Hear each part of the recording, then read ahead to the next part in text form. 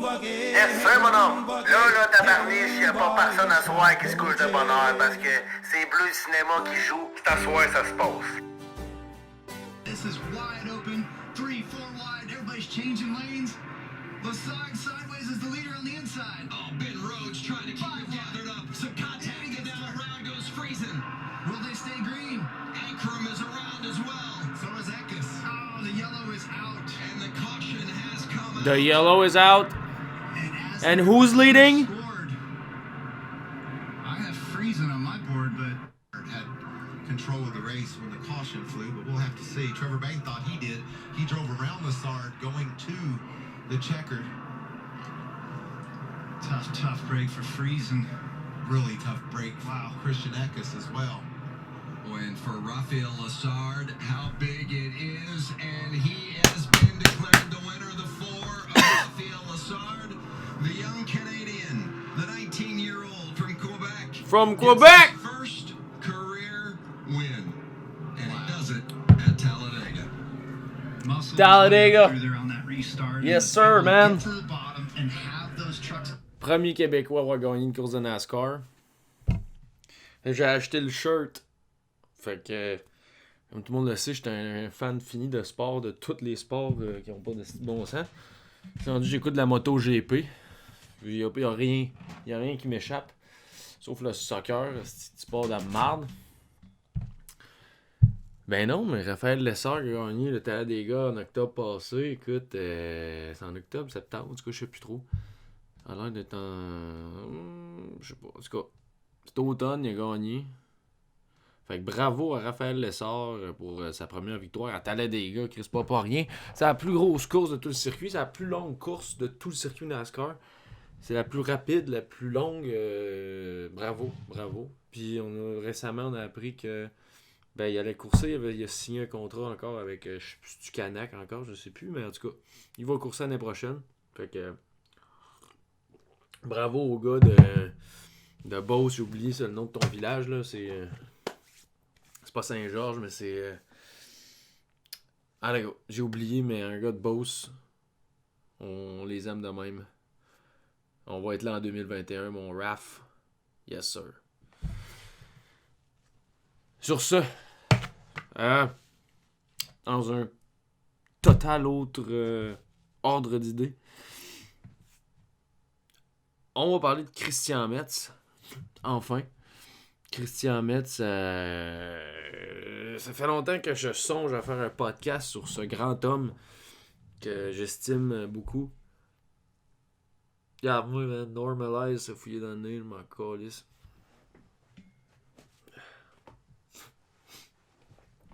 Ben non, Christian Metz, ça fait longtemps que je parle de Christian Metz. Écoute, moi, j'ai découvert Christian Metz au courant de la dernière année. Je savais déjà c'était qui, mais j'ai vraiment lu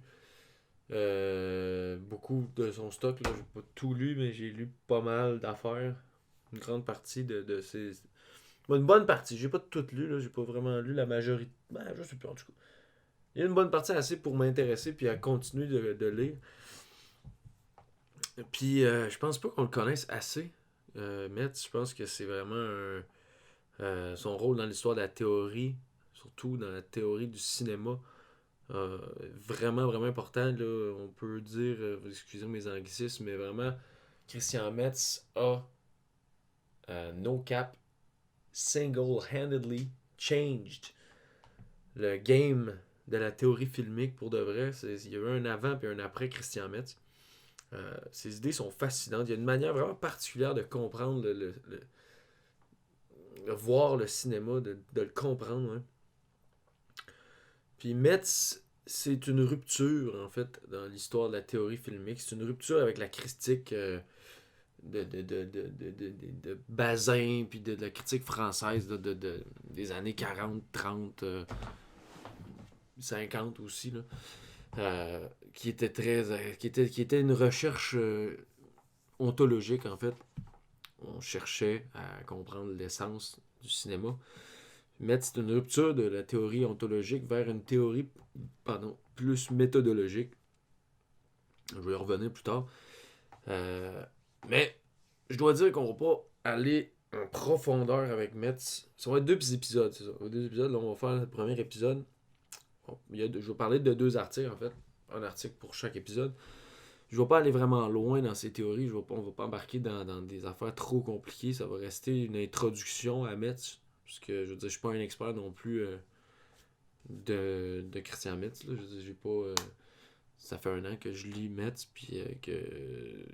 ben, c'est ça, je comprends certaines choses, d'autres choses... ben, il y a encore des zones d'ombre, là. Il va falloir que je travaille plus, je relise plusieurs fois. Je veux dire, c'est quand même compliqué, mais... Enfin.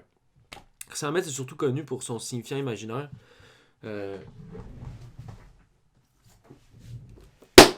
Signifiant imaginaire, fuck. En tout cas, ouais. Signifiant imaginaire. Right here. Qui est un livre vraiment nice. Mais c'est un livre... c'est la fin de sa carrière, en plus. Un livre qui a été vraiment populaire aux États-Unis. Les États ont basé sur Freud et Jung, là, comme quand ils sont arrivés, là, comme au début du 20e. Puis le signifiant imaginaire, ben, c'est beaucoup un lien. C'est comprendre le cinéma à travers la psychanalyse. Les États, du moins, ça parle de psychanalyse, ils virent fous. Fait qu'il a été traduit aux États en anglais. Fait que ça a été bien populaire aux États-Unis. Puis la preuve en est, c'est que si tu écris Christian Metz sur YouTube, ben, il y a juste des affaires de du lien entre le cinéma et la psychanalyse, puis c'est tout en anglais. Parce que c'est juste ça qu'on dirait que le monde il connaît de Christian Metz, en tout cas tout le monde aux États-Unis. Parce que ces autres livres ont pas vraiment été traduits, ou si ont été traduits, ça a été vraiment dans un... Ça n'a pas été bien traduit, là. Un livre comme celui-là, ici, Langage et cinéma, ça a été traduit en anglais, puis c'est horrible, là. Puis c'est ça, la traduction est vraiment pas bonne. Fait que ben c'est ça, pas très connu autrement à part en français. Puis même en français, ben on l'étudie on voit pas beaucoup à l'université. Enfin, on m'a dit que c'est à cause que je vais à Concordia qu'on voit moins Metz, mais alors qu'à l'université de Montréal, il enseigne plus. Bon, je sais pas. Enfin. Mais personne ne parle de ses écrits d'avant. Genre des essais sur la signification du cinéma, langage et cinéma. On parle pas souvent de ça. Mais maintenant, Bleu Cinéma va s'en charger. On parle de ce que le monde ne parle pas ici. Fait que, yes sir. Je vais commencer avec une petite biographie de Metz juste pour connaître un peu mieux ce personnage-là. By the way, je dois beaucoup des connaissances de ce podcast-là à M. Martin Lefebvre, enseignant à l'Université Concordia. Fin expert de Christian Metz. Il a écrit beaucoup sur Metz, il a écrit sur ses écrits. Comme il a écrit... je veux dire, il a accès à ses archives qui sont encore confidentielles. C'est le seul, dans le fond, c'est la planète qui a accès à ses archives. Puis, je donne un cours, by the way, un séminaire sur Metz puis le structuralisme à Congo. Puis, c'est vraiment intéressant. Puis, il nous montre certaines pièces, des papiers que Metz a écrit en main. Là. Lui, il a accès à ça. Fait que je dois beaucoup à Martin pour ça. Fait que merci, Martin. Je l'ai même appelé avant, il y avait quelque chose que je comprenais pas. J'ai appelé, il m'a demandé, hey, si je comprends pas cette affaire-là, peux-tu m'expliquer? Il m'a expliqué, là tout va bien. Christian Metz, biographie. Christian Metz est né à Béziers, dans le sud de la France, en 1931. Après ça, il a écrit sur le cinéma toute sa carrière, puis il est mort. Non, c'est pas vrai, c'est une joke. C'est quasiment trop vite, là, la petite biographie. Non, il est né à Béziers, il est resté là jusqu'à 20 ans. Après ça, après ses études de base, il est rentré à la prestigieuse École normale supérieure en lettres classiques. Ça veut dire c'est du grec puis du latin. Puis l'école normale supérieure, là, c'est pas, je dis prestigieuse, c'est pas n'importe quelle école. Très difficile de rentrer là. C'est une école d'érudition. Ça prépare les élèves à la recherche là, scientifique appliquée, pas appliquée, mais oui. En tout cas, c'est de l'érudition. C'est dur de rentrer là, c'est très difficile. André Bazin, que je viens de parler, a été refusé à l'école normale supérieure. Puis justement, M. Lefebvre, qui en a connu certains, des normaliens, on les appelle les normaliens, ceux qui sortent de l'école normale supérieure. Pour en avoir connu quelques-uns, me disaient que était toujours surpris par leur capacité de synthèse, puis le niveau de leur érudition, c'est vraiment incroyable apparemment. Dans un sens, ben incroyable, je sais, c'est pas des super-héros, mais d'être capable de synthétiser énormément de matériel, puis d'expliquer, puis de comprendre. Le niveau de compréhension est très haut. Puis, ben c'est ça. Metz, c'est un normalien, donc c'est pas un pied de céleri. Fait que chemin faisant, il termine un genre de bac. Là, en France, c'est différent, là, les bacs puis les maîtrises. Mais en tout cas, un bac, il termine un bac en allemand, puis une maîtrise en grec classique. Je dis, c'est pas un jambon, cet homme-là. Il vient de la linguistique, tu sais. En sortant de l'école, ben, il enseigne le français dans une coupe de lycée. Il enseigne le français, le latin, le grec, en fait, dans différents lycées, tout ça. Puis il a écrit un roman que personne n'a lu qui s'appelle Crime, suicide et accident. Il a écrit ça sous le sobriquet de Christian Taormine. Je l'ai jamais lu. Parce que personne ne l'a lu. Personne. Non, c'est pas vrai, mais il a. C'est sûr, ça n'a pas été un livre très populaire, là. Puis, à peu près dans ce temps-là, finalement, il a décidé d'entreprendre un doctorat d'État. Un doctorat d'État. Là, on est à peu près en. Juste pour donner un barème, là. Son doctorat d'État, c'est en 61. Puis, il a fini l'école en 55. C'est ça. Fait que 5 ans après, il décide d'entreprendre un doctorat d'État. Le doctorat d'État, je pense que ça existe. Ça a existé, c'est parti, c'est revenu. C'est reparti, je pense. Mais c'était comme un énorme doctorat de comme au-dessus de 1000 pages. Là, ça n'avait pas de bon sens. Ben, c'est sûr que ça n'avait pas de bon sens. C'était une grosse recherche. Puis Metz, ben, il avait décidé de faire ça. Hein, mélangé. Bon. C'est ça, il avait essayé, en fait, il voulait faire un lien entre le mouvement de filmologie puis la linguistique saussurienne. Le mouvement de filmologie, by the way, qui est un précurseur de ce que Metz puis tous ces théoriciens-là vont devenir par la suite. Le mouvement, en fait, eux autres, la filmologie avait starté une revue qui s'appelait la Revue internationale de filmologie. Ça startait, je pense, en 1947. Puis c'était vraiment de la filmologie, là. C'était la science du film. Fait que. Mais on n'était pas encore dans une méthode autant. C'était différent de la recherche de Bazin, puis de Epstein, puis des Dulac, de Luc, puis tout ce monde-là. Mais en même temps, c'était pas autant méthodologique que Metz, puis c'est eux qui ont suivi Barthes ou peu importe. Il n'y avait pas encore la linguistique d'entrer dedans, la sémio, toutes ces affaires-là. On s'intéressait quand même au cinéma en tant qu'objet, en tant que signifiant, mais pas tant que ça. Mais ils sont des précurseurs, la filmologie. Finalement, à peu près à la même époque, là on est rendu en 62, juste un an après. Pendant qu'il fait son doctorat d'État, il rentre au CNRS, au Centre national de recherche scientifique. Puis, il en découle de là son entrée en tant qu'enseignant à l'École pratique des hautes études de Paris, avec Barthes, Grémas, Lévi-Strauss, Émile Benveniste, qui enseignait Foucault, enseignait là. Toute la belle gang que les Américains aiment bien appeler la French Theory. Il a enseigné là. Il a enseigné là toute sa carrière. Il a écrit dans la revue Communication. En fait, ils ont créé la revue Communication.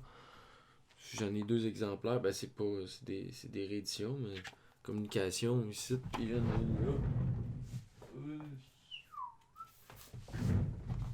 ici, on voit rien, mais en tout cas. Qui étaient des revues de sémio, de sémiotique. C'était une revue, en fait, d'inspiration structuraliste. C'était tous des structuralistes à ce monde-là. Ils ont écrit des dizaines d'articles là-dedans. Plusieurs numéros.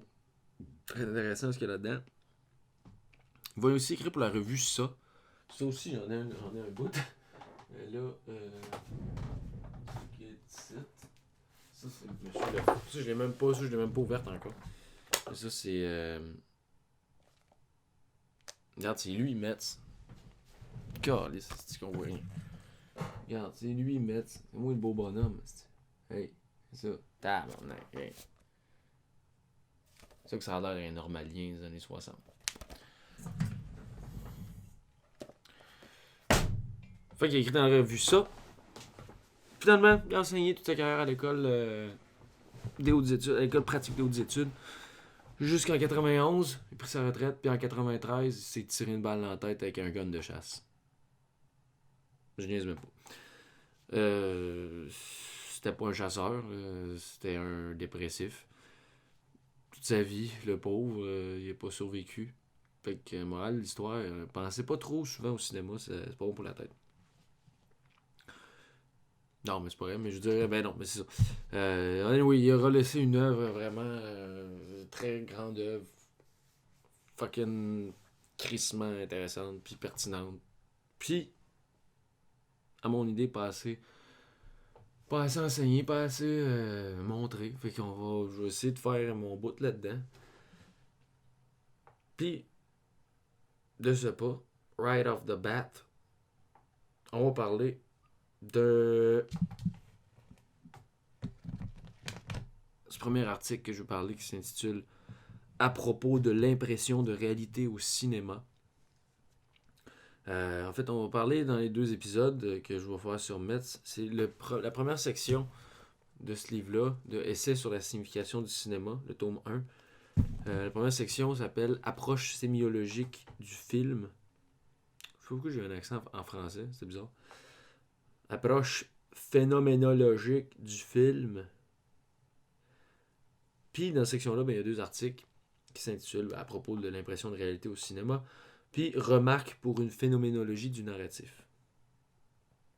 Le premier de ces 2 articles-là a été publié en 1965 dans les Cahiers du cinéma. C'est quand même drôle, mais pas drôle, mais c'est important quand même. Parce que là, à l'époque que Metz écrit, la Revue internationale de filmologie n'existe plus.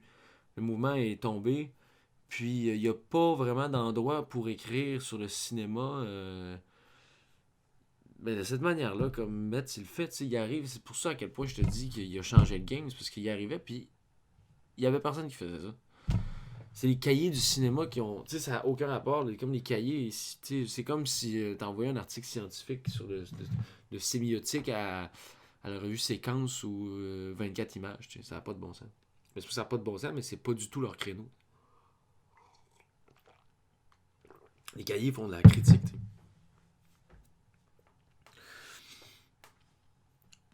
Ça correspond, ces 2 articles-là correspondent au début de la carrière de Metz, qui était une période qui a vraiment été beaucoup marquée par la phénoménologie. Par la suite, il va prendre un tournant plus linguistique puis sémiologique quand il va faire la rencontre de Umberto Eco, un linguiste, sémiologue et compagnie. Puis après ça, même à la fin de sa carrière, ça va être la psychanalyse comme dans le signifiant imaginaire. Mais la phénoménologie va toujours être présente quand même dans ses écrits. Puis je rappelle, la phénoménologie, c'est l'étude des phénomènes, puis l'étude des phénomènes tels qu'ils nous adviennent, tels qu'on les appréhende, comment qu'on les compute, en fait, comment notre conscience compute les phénomènes. Dans le cas qui nous intéresse ici, dans le cas qui intéresse Metz, le cinéma. Fait que comment l'humain rend intelligible le cinéma, c'est un peu ça, la phénoménologie. Puis, comme je disais dans mon introduction, Metz, il rompt complètement avec la tradition ontologique de Bazin puis de tout ce monde-là, au profit d'une méthode moins idéaliste puis un peu plus scientifique. Quand je dis ontologique, je rappelle, ontologique, c'est des recherches qui cherchent c'est une recherche, c'est l'étude des essences, de trouver qu'est-ce que les choses y sont en soi. Ça vient de ontos en grec, qui veut dire être, étant, ce qui est. Puis logos, le logos, là, le discours, comme écologie, logie, logos. Bon, c'est ça, l'étude. D'ailleurs, un des articles les plus connus de Bazin, justement, c'est l'ontologie de l'image photographique. Mais c'est ça, c'était plus chercher l'essence. C'était très idéaliste la manière qu'il écrivait. C'était comme le cinéma, c'était un peu comme si c'était de la magie. Matt, c'est pour ça qu'il va faire. Il va prendre le cinéma comme un objet scientifique. Ben, pas comme un objet scientifique, mais un objet sémiologique, en fait. Comme un signifiant. Plus que comme juste un médium d'art fantastique. Quasiment magique, là, tu sais. Ce que Metz, il veut faire, c'est pas trouver l'essence du cinéma, mais bien comprendre comment que le cinéma fonctionne. C'est ça qu'il veut faire. Mais c'est juste deux époques, by the way. Il n'y en a pas une meilleure que d'autres. C'est juste un à la suite de l'autre. Bazin n'était pas grillé autant que Metz en linguistique. Puis c'était pas la même affaire. C'était pas la même époque. C'est juste ça. Après, il y a les écrits de ce monde-là, là, de Bazin, puis de Luc, Epstein, Dulac. C'est vraiment intéressant quand même à lire. Puis il y a un livre justement bien intéressant de Richard Abel. En 2 tomes. Il cite le tome 2. Qui s'appelle French Film Theory and Criticism. Ça, c'était beaucoup de critiques aussi. Puis c'est vraiment tout. C'est drôle parce que c'est traduit, puis c'est tout en français à la base, mais tu sais, c'est tous des articles de René Clair. Moi. C'est tous des articles, c'est pas très long, qui parlent du cinéma, qui cherchent à comprendre le cinéma, mais c'est de l'époque de Bazin. Puis c'est avec ça que Metz est rond. Mais c'est très intéressant là, ce qu'ils disent, ce monde-là, by the way. Là, c'est vraiment pas. C'est pas des imbéciles. C'est juste 2 manières de faire. 2 époques différentes. On va commencer, je vais plonger directement dans le livre, dans l'article de Metz. Page 13. C'est le début de l'article en fait. Je vais lire ça. Juste pour. Ça exprime vraiment ce que j'essaie de dire. À propos de l'impression de réalité au cinéma. À l'époque où le cinéma était quelque chose de neuf et d'étonnant, où son existence était à soi seule un problème, la littérature cinématographique prenait volontiers un tour théorique et fondamental. C'était le temps des Deluc, des Epstein, des Ballas, des Eisenstein, Bazin et compagnie. Tout critique de cinéma était un peu théoricien, un peu filmologue aussi. Aujourd'hui, certains sourient de ce genre d'écrit ou estiment plus ou moins clairement que la critique des films particuliers épuise tout ce que l'on peut dire du cinéma. Et certes, la critique des films, ou mieux encore leur analyse, représente une entreprise capitale. Ce sont les cinéastes qui font le cinéma. C'est à travers la réflexion sur les films que nous aimons, ou sur ceux que nous n'aimons pas, que se laisse approcher bien des vérités sur l'art du film en général. Mais il y a d'autres approches. Le cinéma est chose vaste. Il n'a pas qu'un accès. Pris dans son ensemble, le cinéma est d'abord un fait, et comme tel, il pose des problèmes à la psychologie de la perception et de l'intellection, à l'esthétique théorique, à la sociologie des publics, à la sémiologie générale. Tout film, bon ou mauvais, est pour commencer un morceau de cinéma, au sens où l'on parle d'un morceau de musique.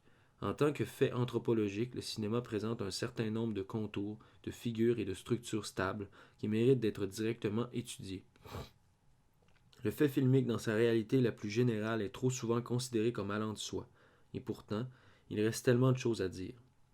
C'est l'étonnement devant le cinéma, comme le dit Edgar Morin, qui nous a valu quelques-uns des ouvrages les plus riches qui aient été consacrés au 7e art. Ensuite, Metz continue en disant « Parmi tous ces problèmes de théorie du film, un des plus importants est celui de l'impression de réalité qu'éprouve le spectateur devant le film. Plus que le roman, plus que la pièce de théâtre, plus que le tableau du peintre figuratif, le film nous donne le sentiment d'assister directement à un spectacle quasi réel, comme l'a noté Albert Lafay. » Voici donc le sujet du premier article qu'on va passer en revue aujourd'hui, c'est l'impression de réalité. Mais tu veux chercher à comprendre comment fonctionne l'impression de réalité au cinéma, puis pour ça, il va aller piger, il va aller regarder dans d'autres formes d'art comme la photographie, le théâtre notamment.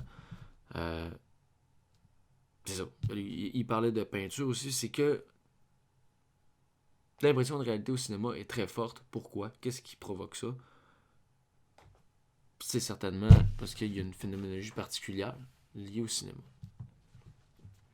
Metz commence en rappelant premièrement en rappelant la grande popularité du cinéma qui est pas banale. Comparativement à celle du roman ou du théâtre, le cinéma est beaucoup plus populaire. Le cinéma est très proche de la notion de grand public. Il échappe complètement au divorce de l'art et du public. Puis il impute cet évitement du divorce entre l'art et le grand public au fait que le cinéma a une grande impression de réalité. Une grande impression de réalité. En fait, c'est que le cinéma a le pouvoir de rendre crédible le film le plus insolite au plus réaliste. Il fait croire tout. Metz a une belle formule pour ça. Il dit « Une œuvre fantastique n'est fantastique que si elle convainc, sinon elle est simplement ridicule. Et l'efficacité de l'irréalisme au cinéma tient à ce que l'irréel y apparaît comme réalisé et s'offre au regard sous les apparences du surgissement événementiel, non de la plausible illustration de quelques processus extraordinaires qui seraient purement conçus. » On continue plus loin en disant « Les fantastiques créatures de King Kong ont été dessinées, mais ces dessins ont ensuite été filmés. Et le problème pour nous commence là. » C'est ça. C'est que le cinéma a un pouvoir de rendre réel ce qui est... wow. C'est pas ça, pas chier. Ça pas chier. De rendre réel ce qui est complètement irréel. Puis on y croit. Donc, autrement dit, la forte impression de réalité au cinéma qui attire les grandes foules relève de ce surgissement événementiel-là qui est si particulier, c'est-à-dire du pouvoir au cinéma à rendre crédible peu importe ce qui est filmé. Le réalisme des marionnettes de King Kong et le réalisme des marionnettes là, qui ont été conçues, là, l'espèce de c'est l'objet. Là, on sait que le premier King Kong, ça a été tourné en stop motion, c'est des petites marionnettes qui bougent. Le réalisme de ces marionnettes-là, en tant que tel, est complètement irrelevant. Je veux dire, c'est pas là que le réalisme, c'est pas là que le cinéma score. Le réalisme que le cinéma donne aux marionnettes, c'est ça, c'est le réalisme que le cinéma donne aux marionnettes après. C'est pas la marionnette qui donne le réalisme du cinéma, c'est le cinéma qui donne le réalisme aux marionnettes. C'est ça, c'est le véhicule filmique en tant que tel qui rend les choses réelles qui est important. Pas les sujets, les choses, les choses à l'intérieur du film, c'est pas ça qui est important. Le problème, comme il dit, ça commence là, du moment que le projecteur part puis qu'on regarde le cinéma nous advenir. Voilà. Donc là, il part, puis il dit, pour comprendre l'impression de réalité particulière au cinéma, Metz va parler de la photographie.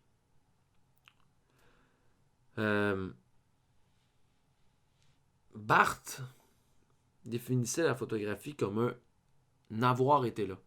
Un avoir été là.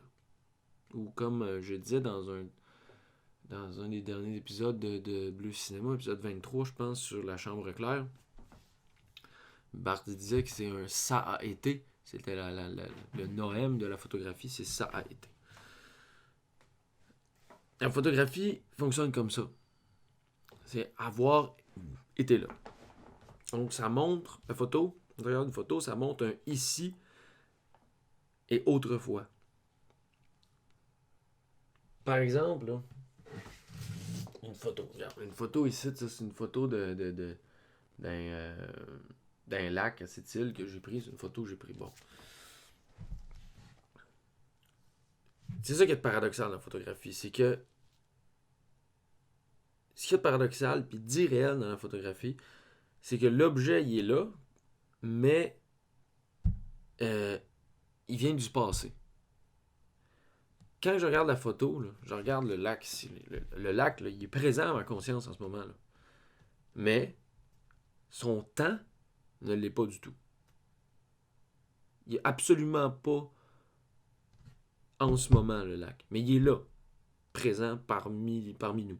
Fait que c'est ici et autrefois. Ça, c'est la photographie. C'est pour ça que la photographie n'est jamais vécue comme une illusion véritable. C'est ce que Barthes disait. La photo montre un objet qui nous apparaît ici, mais qui n'est pas présent maintenant. C'est un ici et autrefois. À la différence du cinéma, qui lui a un très fort pouvoir projectif, au sens que le spectateur est capable de se projeter facilement dans l'image, ici et maintenant. C'est pas un avoir été là au cinéma, c'est un être là, vivant. C'est ce que Mathieu dit, c'est un être là, vivant, en ce moment. Ici et maintenant. C'est de même qu'on vit le cinéma.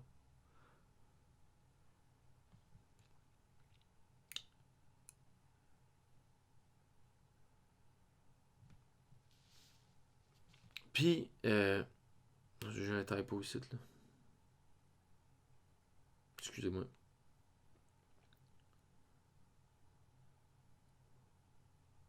C'est ça. C'est à cause de ce être-là vivant, cet être-là du cinéma, que le cinéma a une grande facilité à embarquer dans la fictionnalité puis dans la narrativité.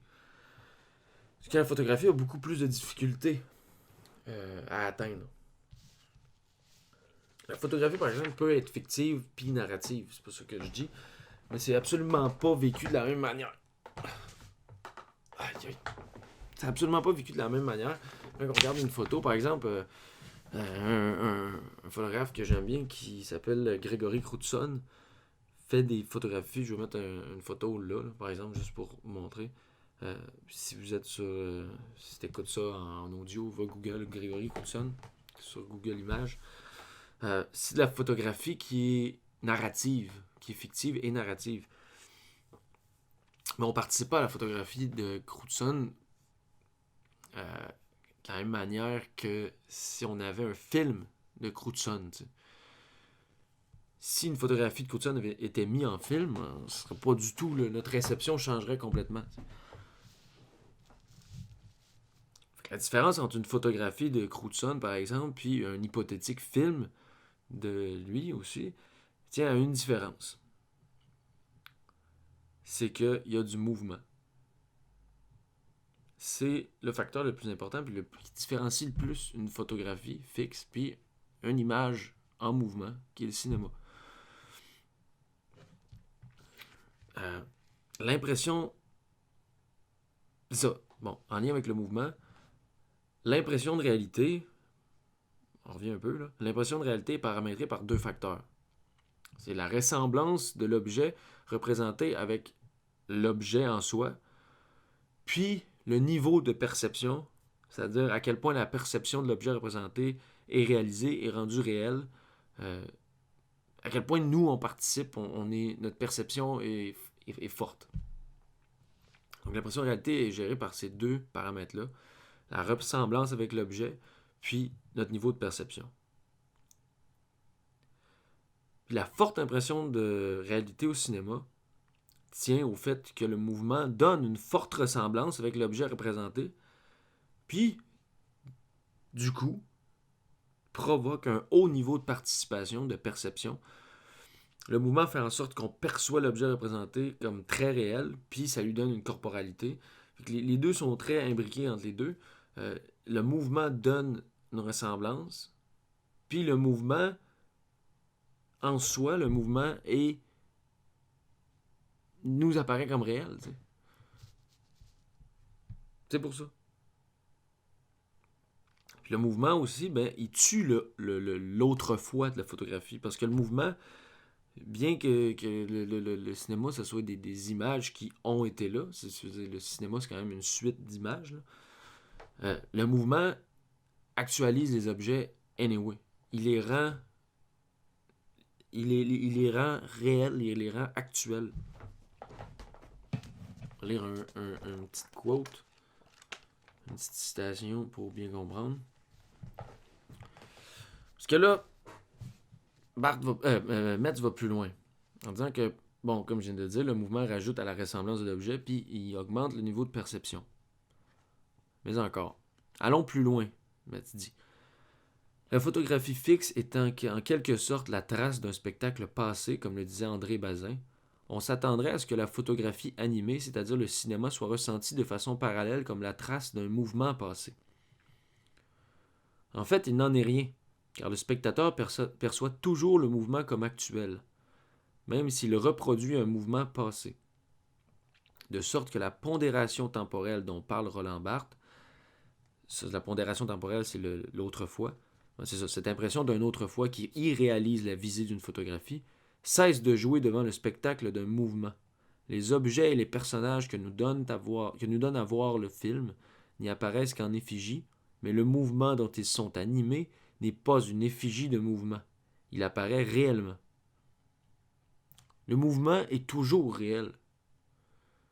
Même s'il représente un objet qui n'est pas réel, le mouvement est toujours réel. Un mouvement, c'est quelque chose qui bouge, c'est toujours là. Le mouvement, c'est toujours visuel. Qu'une chose soit réelle ou pas, le mouvement va toujours l'être. Va toujours être réel.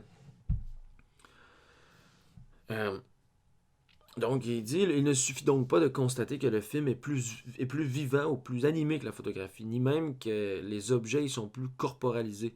Il y a davantage. Au cinéma, l'impression de réalité, c'est aussi la réalité de l'impression, la présence réelle du mouvement. C'est pas juste une impression de réalité liée à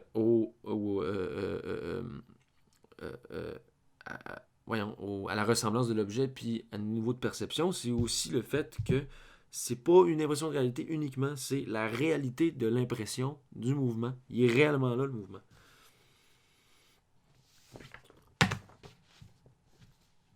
C'est ça la différence entre le cinéma et la photographie.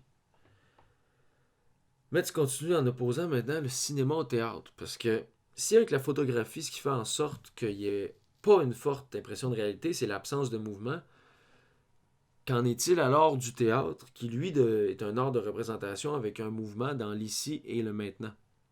Le théâtre devrait-il pas avoir une plus grande impression de réalité? Pourtant, c'est pas le cas. Le théâtre n'a pas le même degré d'impression de réalité que le cinéma. Le théâtre est en fait trop réel pour la fiction. J'ai des fautes, ça mélange. Excusez-moi.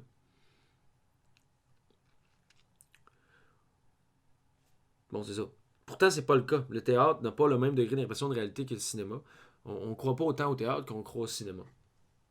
Alors, mais pourtant, le cinéma le théâtre a le mouvement et dans l'ici et le maintenant. Pourquoi? Pourquoi le théâtre ne nous advient pas de la même manière que le cinéma? Donc c'est ça, c'est que le théâtre en fait est trop réel pour que la fiction soit ressentie comme réelle. Mais tu donnes un exemple par exemple, il donne un exemple par exemple. C'est bon ça. Il donne l'exemple du décor dans une pièce de théâtre. Il dit, le décor n'a pas pour effet de créer un univers diégétique. Il n'est qu'une convention à l'intérieur d'un monde réel.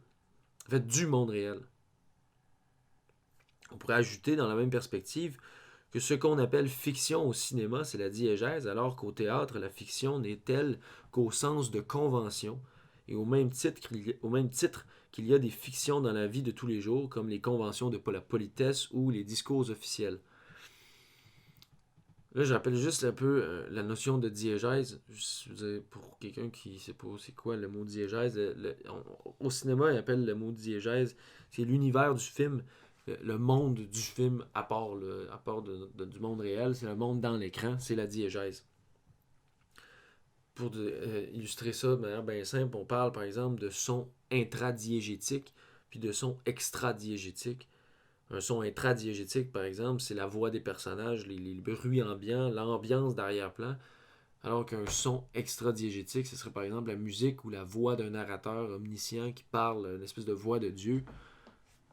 Extradiégétique, à l'intérieur de la diégèse, à l'extérieur de la diégèse. La musique, elle ne fait pas partie du film. À moins qu'il y ait tu pourrais avoir de la musique intradiégétique. Par exemple, tu as une scène dans un party, il y a de la musique, c'est intradiégétique. Mais tu peux rajouter une scène de montage, par exemple, comme dans les films de Xavier Dolan, ben là, c'est une scène, c'est de la musique extradiégétique.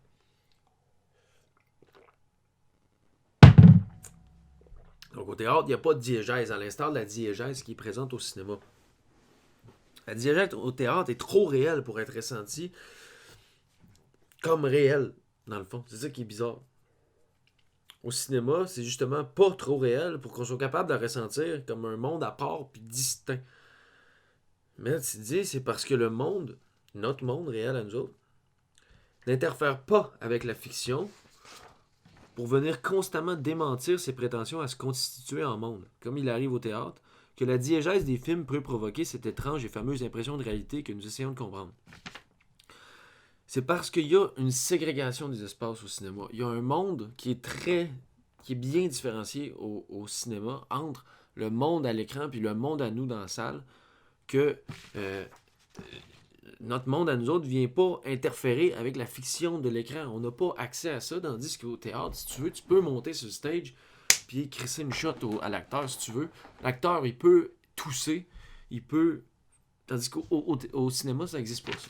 Tu peux pas rentrer dans l'écran, aller crisser une shot à un acteur dans un film, ça marche pas. Il y a une ségrégation... Excusez, il y a une ségrégation des espaces. Puis dans le fond, il dit que au théâtre, c'est pas une impression de réalité qu'il y a. C'est simplement la perception de la réalité. Parce que le théâtre, c'est là pour de vrai. C'est pas des images comme au cinéma.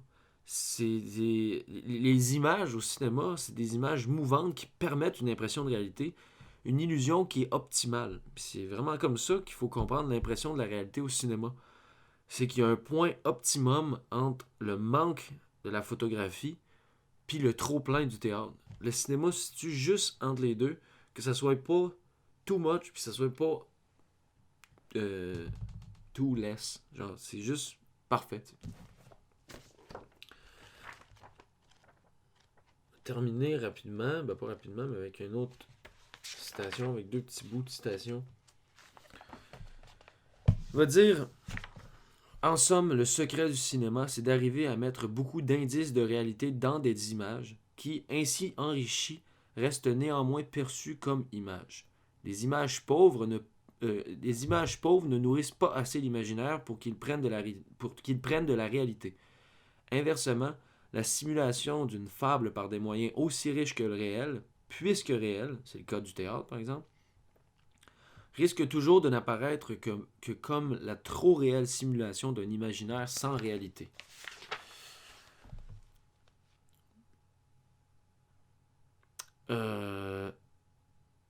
C'est ça. Metz termine son texte en disant « Ces quelques lignes voulaient seulement rappeler un aspect parmi d'autres du problème de l'impression de réalité au cinéma. Le secret du cinéma, c'est aussi cela. Injecter dans l'irréalité de l'image la réalité du mouvement, et réaliser ainsi l'imaginaire jusqu'à un point jamais encore atteint. »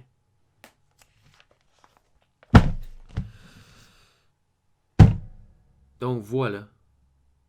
Le cinéma se situe à un point optimal à l'égard de l'impression de réalité, qui est entre le théâtre puis la photographie.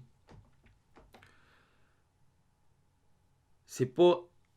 La photographie, là, Bazin disait que c'était l'accomplissement de la quête du réalisme, puis c'est la victoire du temps aussi, parce qu'on pouvait enfin préserver les images, puis le temps, on pouvait figer le temps pour l'infini, on pouvait sauvegarder la mort en fait. Barthes aussi parlait de la photographie comme une micro-expérience de la mort. Et le cinéma, lui, il a redonné la vie. C'est la résurrection. Et joyeux Noël. Merci la vie. Mais c'est ça, c'est la particularité du cinéma en ce qui a trait à l'impression de réalité, c'est tout ça. Il y a juste assez de ressemblance. Il y a le mouvement qui est très important. C'est ça, l'impression de réalité au cinéma. Voilà, c'est ça. Merci. Fait que c'est ça pour le premier épisode de Metz. Je pense pas que c'est trop compliqué à date, là. J'espère que c'est clair. Je vais sortir un deuxième épisode là, bientôt. Vraiment dans quelques jours dans le fond. Sur un autre article, sur le deuxième article de la première section, qui l'article s'intitule Remarques pour une phénoménologie du narratif. On va quitter un peu le cinéma en tant que tel pour aller du côté de la narratologie. Mais c'est ça. Donc le cinéma, c'est mieux que la photographie, puis le théâtre. Vive le cinéma. Vive Christian Metz.